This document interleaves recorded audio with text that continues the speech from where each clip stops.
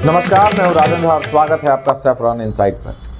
11 जनवरी को अयोध्या राम मंदिर प्रतिष्ठा को 1 वर्ष पूरा हो रहा है। 22 जनवरी 2024 को अयोध्या में रामलला के भव्य मंदिर की प्रतिष्ठा ने न केवल करोड़ों हिंदुओं के आस्था का सपना साकार किया, बल्कि अयोध्या को विश्व पटल पर एक महत्वपूर्ण धार्मिक और सांस्कृतिक केंद्र के रूप में स्थापित किया। इसके साथ ही अयोध्या विकास के एक नए युग में प्रवेश कर गया। धार्मिक और आध्यात्मिक नगरी अयोध्या आज तेजी से हो रहे विकास और बढ़ते पर्यटन का भी प्रतीक बना हुआ है। तो चलिए इस विशेष मौके पर अयोध्या की नई तस्वीर को पास से देखते हैं। धार्मिक पर्यटन। लाखों राम भक्त वर्ष 2025 की शुरुआत श्री राम के दर्शन के साथ करना चाहते थे, इसलिए 1 जनवरी 2025 को सूर्योदय से पहले ही लाखों भक्त राम मंदिर परिसर में भगवान राम की एक झलक पाने के लिए जमा होने लगे। मीडिया रिपोर्टों के अनुसार वर्ष 2025 के पहले दिन 3 लाख से अधिक सनातनी भगवान राम का दर्शन करने पहुंचे थे। पर्यटकों के मामले में अयोध्या ने विश्व प्रसिद्ध ताजमहल को भी पीछे छोड़ दिया है। उत्तर प्रदेश पर्यटन विभाग की ओर से दी गई जानकारी के अनुसार इस साल जनवरी से सितंबर महीने तक यूपी में करीब 47 करोड़ 61 लाख पर्यटक आए, जिनमें अयोध्या आने वाले पर्यटकों की संख्या सबसे ज्यादा रही। रामनगरी अयोध्या में 13 करोड़ 55 लाख घरेलू और 3153 विदेशी पर्यटक अयोध्या पहुंचे और राम मंदिर के दर्शन किए। अयोध्या के साथ ही वाराणसी और मथुरा में भी बड़ी संख्या में देशी और विदेशी पर्यटक पहुंचे, लेकिन इस रेस में आगरा के ताजमहल की चमक अब फीकी होती जा रही है। रामनगरी अयोध्या धर्म और सांस्कृतिक रूप से पहले भी प्रसिद्ध थी, लेकिन राम मंदिर बनने के बाद यहाँ आने वाले पर्यटकों की संख्या में तेजी से बढ़ोतरी हुई है। 22 जनवरी 2024 को अयोध्या में राम मंदिर उद्घाटन के बाद धार्मिक पर्यटन में 70% की वृद्धि हुई है। मंदिर के निर्माण के बाद अयोध्या में पर्यटकों की संख्या में जो भारी वृद्धि हुई है, इसका फायदा स्थानीय लोगों को भी मिला है। स्थानीय व्यवसायों जैसे होटल, रेस्टोरेंट और हस्तशिल्प उद्योग को बड़ा प्रोत्साहन मिला है। जैसा कि हमने जाना, अयोध्या आने वालों की संख्या अचानक से बढ़ गई।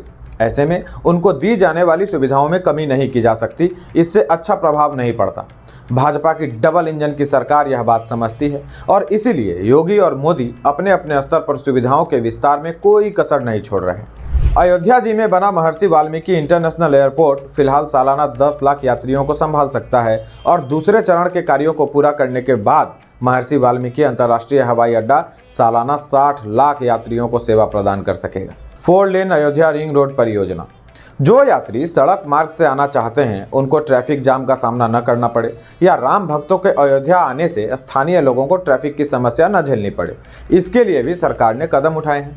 तीसरा कार्यकाल संभालने के 100 दिनों के भीतर प्रधानमंत्री नरेंद्र मोदी सरकार ने हाइब्रिड इन्यूटी मोड यानी HAM के तहत 68 किलोमीटर 4 लेन अयोध्या रिंग रोड परियोजना को मंजूरी दी। इस परियोजना का उद्देश्य अयोध्या से गुजरने वाले प्रमुख राजमार्गों पर भीड़ भाड़ को कम करना है। यह हवाई अड्डों और प्रमुख रेलवे स्टेशनों से आने वाले अंतर्राष्ट्रीय पर्यटकों को भी बिना बाधा के गंतव्य तक पहुंचाने में सहायता करेगा। इस परियोजना पर 3,935 करोड़ रुपए खर्च किए जा रहे हैं। यूपी, MP और छत्तीसगढ़ की भाजपा शासित सरकारें भगवान श्री राम के वन गमन पथ को विकसित करने की योजना पर कार्य कर रहे हैं। वन गमन पथ अयोध्या से लेकर उन सभी स्थानों को जोड़ने की योजना है जहां से होकर प्रभु राम अपने वनवास के समय गुजरे हुए थे। वन गमन पथ के निर्माण से भारत में रिलीजियस टूरिज्म को एक नई गति मिलेगी। साथ ही यह लोगों को प्रभु श्री राम के पद चिन्हों पर चलने के लिए प्रेरित भी करता रहेगा। अयोध्या बाईपास परियोजना 68 किलोमीटर लंबी ग्रीनफील्ड परियोजना है जो लखनऊ, बस्ती और गोंडा जिलों को कवर करेगी। इस बाईपास परियोजना में 35.40 किलोमीटर की कुल लंबाई और 4 से 6 लेन उत्तरी अयोध्या बाईपास का निर्माण और 32.172 किलोमीटर की कुल लंबाई के साथ 4 से 6 लेन दक्षिणी अयोध्या बाईपास का निर्माण शामिल है। यह परियोजना इन 3 जिलों में पर्यटक और तीर्थ स्थलों के पास ही आर्थिक, सामाजिक और रसद नोट्स तक कनेक्टिविटी में सुधार की सुविधा प्रदान करेगी। इस 68 किलोमीटर लंबी 4 लेन अयोध्या रिंग रोड 3,935 करोड़ रुपए की लागत से बनाई जा रही है।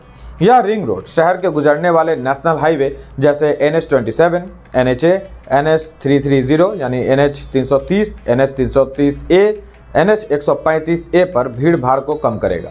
इसके तैयार हो जाने के बाद राम मंदिर जाने वाले तीर्थ यात्रियों का सफर आसान हो जाएगा। इसके अतिरिक्त अयोध्या, अकबरपुर, बस खाड़ी मार्ग का विस्तार भी अयोध्या आने वाले पर्यटकों की सुविधा और लोकल ट्रैफिक पर पड़ने वाले बोझ को कम करने के लिए किया जा रहा है। अयोध्या राम मंदिर का निर्माण हम भारतीयों के लिए केवल एक संरचना का निर्माण नहीं था, यह भारत की सनातन परंपरा, संस्कृति और गौरव को पुनर्स्थापित करने का प्रतीक है। कार्तिक मेले के अवसर पर होने वाली 14 कोसी व पंचकोसी परिक्रमा रामनगरी के आध्यात्मिक पक्ष का महत्वपूर्ण अंग है। इस मौके पर देश के कोने कोने से बड़ी संख्या में श्रद्धालु रामनगरी की दोनों परिक्रमाएं करने आते हैं। ऐसे में इन मार्गों का नवीनीकरण किया जा रहा है ताकि उनको सुविधाएं प्राप्त हो सके। अयोध्या और आसपास के 25 तीर्थ स्थलों और कुंडों का कायाकल्प किया जा रहा है। इससे लोग इन क्षेत्रों के इतिहास को जान सकेंगे, साथ ही पर्यटन को बढ़ावा मिलेगा। रामनगरी में निराश्रित महिलाओं व बच्चों के लिए कौशल्या सदन बनाया जा रहा है। इसके लिए जनपद के मलिकपुर में 5 एकड़ जमीन पर सदन बनाने का कार्य अंतिम चरण में है। अयोध्या में डॉक्टर भीमराव अंबेडकर अंतर्राष्ट्रीय क्रिकेट स्टेडियम भी बनाया जा रहा है। 40,000 लोगों के बैठने की क्षमता के साथ बनाए जा रहे स्टेडियम को अयोध्या सुल्तानपुर मार्ग पर बनाया जा रहा है। यह स्टेडियम डॉक्टर भीमराव अंबेडकर अंतर्राष्ट्रीय खेल परिसर परियोजना का एक हिस्सा है। स्टेडियम के बन जाने से जहां स्थानीय जो एथलीट्स हैं उनको मदद मिलेगी, वहीं बहुत सारे लोगों को रोजगार भी मिलेगा। अयोध्या धाम आने वाले पर्यटकों, श्रद्धालुओं, यात्रियों के साथ जन सामान्य के आने की सुविधा को बेहतर बनाए जाने के लिए ओवर ब्रिजों का निर्माण भी कराया जा रहा है। जैसे NH 27 से रामपथ तक रेलवे लेवल क्रॉसिंग, उसी तरह बड़ी बुआ रेलवे क्रॉसिंग पर ओवर ब्रिज बनाया जा रहा है ताकि भीड़ भाड़ को कम कर तीर्थ यात्रियों के आवागमन को और बेहतर और सुगम बनाया जा सके। अनेक यात्री अपना वाहन लेकर यात्रा पर निकलते हैं। ऐसे में उनको पार्किंग सुविधा न मिलने पर कई परेशानियों का सामना करना पड़ता है।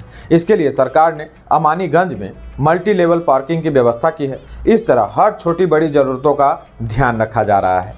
देखते देखते वर्ष भर बीत गए और अब अयोध्या तैयार है प्रतिष्ठा द्वादशी महोत्सव मनाने के लिए, जिसकी भव्य तैयारियां लगभग पूरी कर ली गई हैं।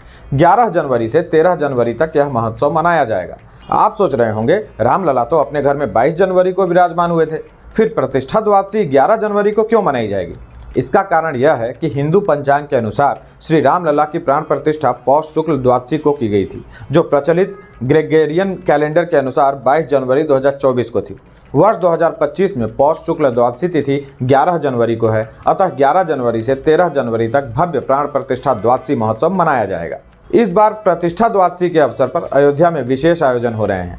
मंदिर परिसर को फूलों और दीपों से सजाया जा रहा है। रामलला की विशेष पूजा अर्चना, भजन संध्या का आयोजन भी किया जा रहा है। 22 जनवरी 2024 को प्रभु श्री राम 500 वर्षों के लंबे संघर्ष के बाद अपने भव्य मंदिर में विराजमान हुए थे। देखा जाए तो 22 जनवरी 2024 के बाद से ही अयोध्या का हर आयोजन उत्सव बन गया। हर पर्व और हर त्यौहार इतिहास के पन्नों में अमर होता चला गया। प्रतिष्ठा के बाद की पहली होली हो या पहली दीपावली, सारे त्यौहार ऐतिहासिक बन गए। दीपोत्सव के अवसर पर अयोध्या ने एक नहीं बल्कि 2 विश्व रिकॉर्ड अपने नाम किए। सरयू नदी के घाटों पर लाखों दीप जलाकर पूरे विश्व को रामनगरी की भव्यता का दर्शन कराया गया। 11 जनवरी को प्रतिष्ठा द्वादशी के इस पावन पर्व पर अयोध्या एक बार फिर पूरे भारत और दुनिया का ध्यान अपनी ओर खींचेगी। अगर आपको हमारा यह वीडियो पसंद आया हो तो इसको लाइक कीजिए, शेयर कीजिए और सैफरॉन इनसाइट चैनल को सब्सक्राइब कर लीजिए ताकि आप ऐसे ही दिलचस्प और जानकारीपूर्ण वीडियो सबसे पहले देख सकें। जय श्री राम।